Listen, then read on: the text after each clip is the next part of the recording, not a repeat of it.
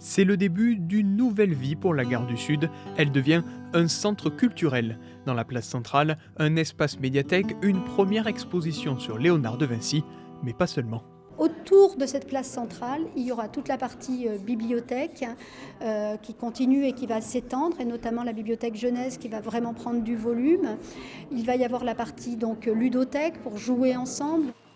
Après l'échec des halles gourmandes, la décision surprend dans le quartier. Cet énième projet ne fait pas l'unanimité. C'était sympa d'avoir en intérieur plein de petits restos, de trucs pour manger, surtout l'hiver, c'est bien, je trouve que c'est un lieu vachement convivial.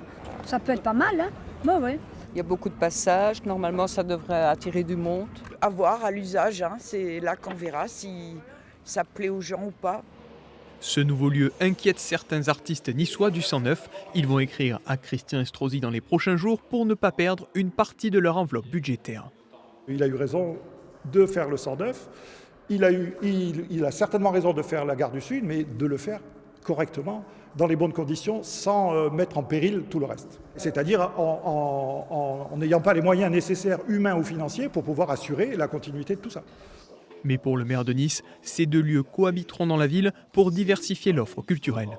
La 5e Île-de-France mérite d'avoir de nombreux lieux culturels et qu'il n'y a pas d'exclusivité.